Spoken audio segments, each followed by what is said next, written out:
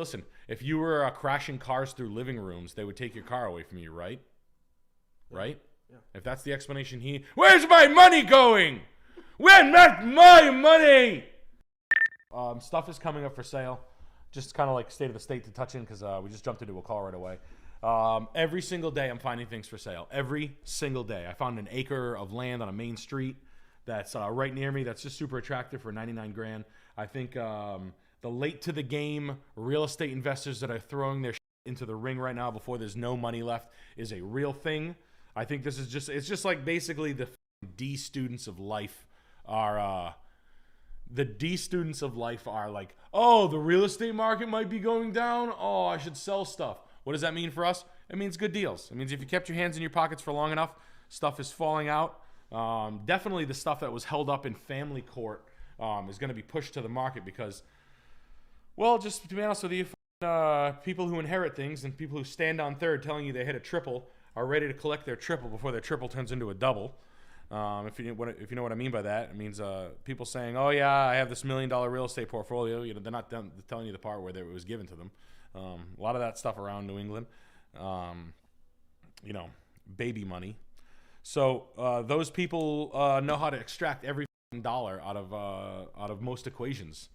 So you know they're the eat the most at the buffet types. Eat the lobster only at the buffet. Crab legs. Basically, they know how to squeeze every dollar out of it, and now what they're going to do is put their house on the market. But they're going to take a little bit of a beating. It's really exciting to see.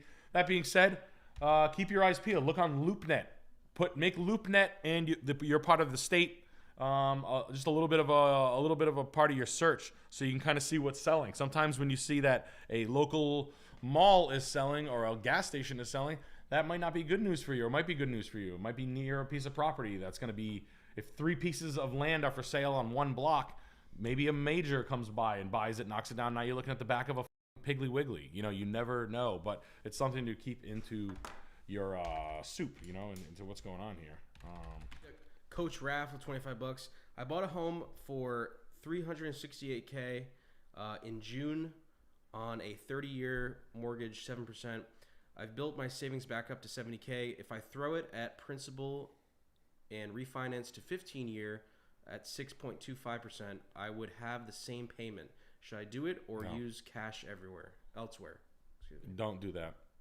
Don't refi. Wait on a refi. I did a 15-year. Wasn't necessarily the best move. I know what you're saying to chop it up. I would rather see you do. You can basically do a 15-year for yourself by paying an extra payment every quarter and do it slower, and then use your cash in a higher interest savings account or some sort of investment. It's a decent chunk of money, man. I would rather see you improve your quality of life with some of that money than pay a bank back faster. You can just basically send them an apply to principal quarterly payment. Look it up on TikTok. You can basically build yourself in a 15-year mortgage out of your 30-year mortgage, and then you get a little bit of a tax benefit on the interest, the mortgage interest. You have that like forever write-off. So I don't think I'm not a big fan of the 15-year mortgage after having one. I don't really give a fuck about it. You could do it myself, and I'm better with my money than my bank. EVB09 with 33 Canadian. Nick, unfortunately need help. 70-year-old dad falls for scams, advisors, bots, etc.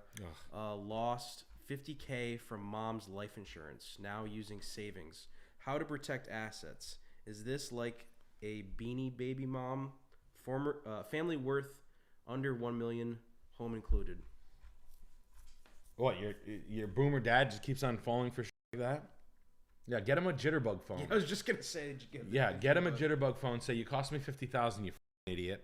Now I have to treat you like a baby, okay? Like there's a line. Some 70-year-old men know how to email. Some 70-year-old men understand what a router is. There's hackers who are 70. Yeah. And then you're just giving away all your money to Indian scams and African kings and stuff like that. What's the last house on that? 61 County Route 401. Okay. Greenville, New York. Yeah, man.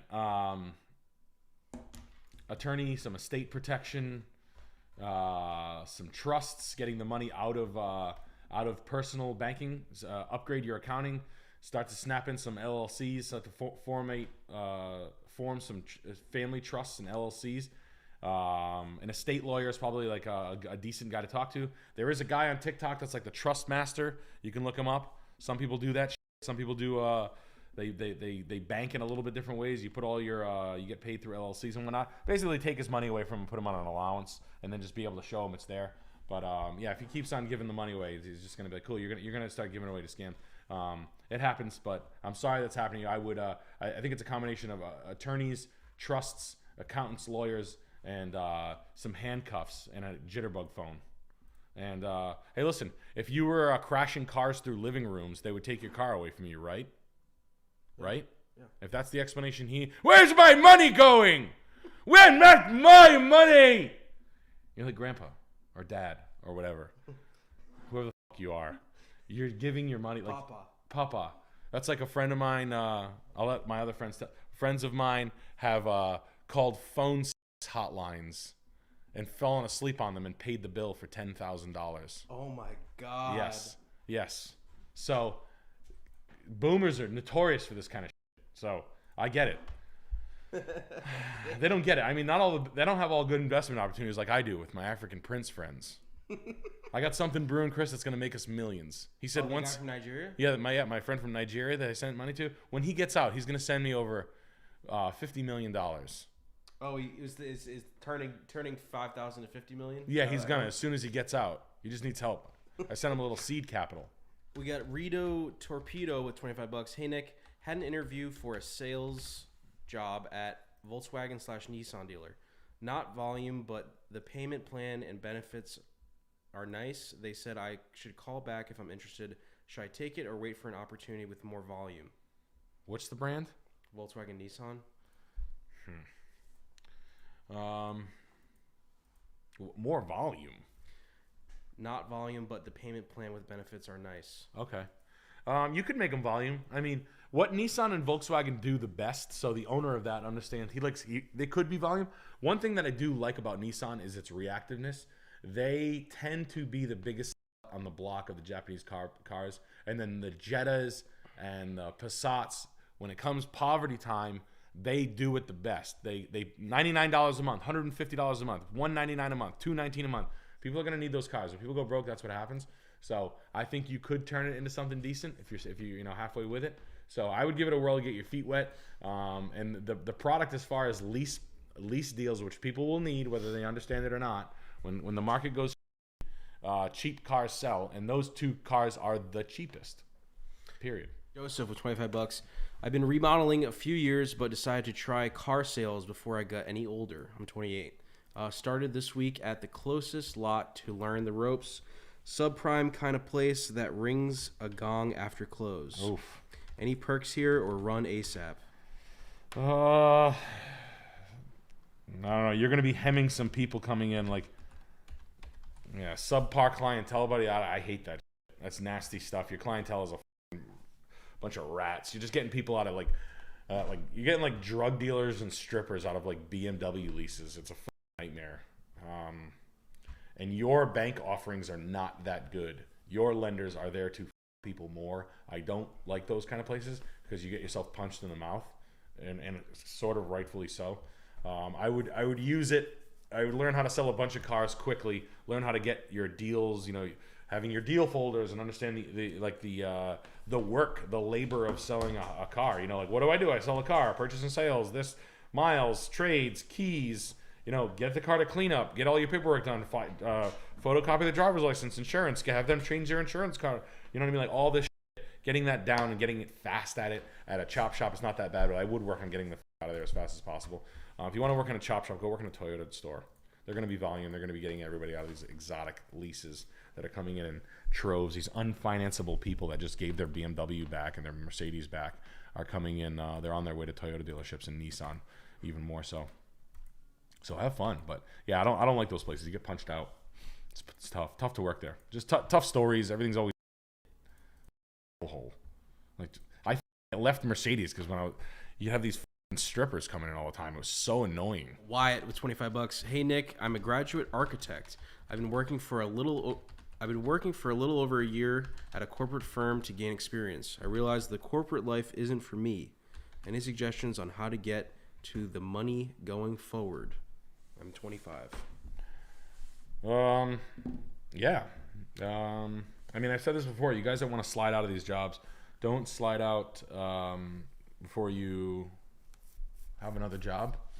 And if you want to punch your own check, you can work in the trades. Everybody's like, oh, go and work for people. It sucks. You can't. Electricians, night schooling, apprenticeship with an electrician. If you want to work weekends, pulling wire with an open shop contractor, that's fine. If you want to join a union, it might require you to quit your job, and you might have not have the time to dedicate it. That's why I suggest working on weekends as a grunt for someone in the trades, and then with the intention on either taking over an older company or starting over. I would never slide out of a job before I got rid of my job. But learning a skill, I mean, there's going to be a lot. Home appraisal, surveying, land surveying. It's a dead art, and it needs to happen. It'll happen more and more as time ticks on, where there'll just be no. It's name your own price for surveyors right now. All your surveyors in the chat. Big bucks. Big bucks. I don't know. Second shift and second job is a thing. I've had to do it myself. And then you work your side hustle money. You build a small snow pile, and then you wait for the chips to fall apart in some markets that kind of fall. The writing's on the wall. And there'll be people who have money that just need straight up backs and boots on the ground.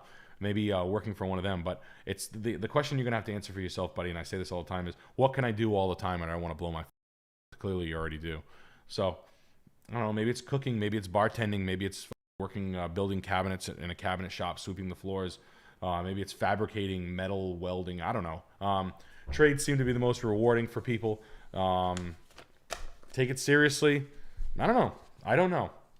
But I would never quit my job cold without the money.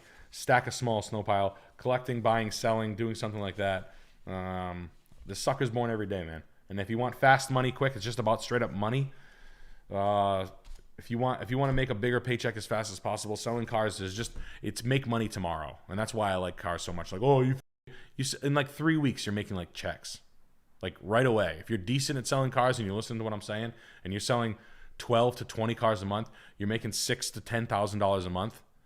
That's more money than making 40, 50 grand a year, So, and that doesn't require you going back to school for 3 months, taking 3 years out. That's why I like it. It's fast and it gets the job done. But it's like drugs, man. You got to be careful with it. Can't overuse. No overserving. That's my daughter in there. Yeah. That bartender's drunk off her ass. You're a piece of shit. You're a piece of shit. I'm not. You clean up this bar and then I'll decide if I want to help you. I'll be back in the morning. Let's go.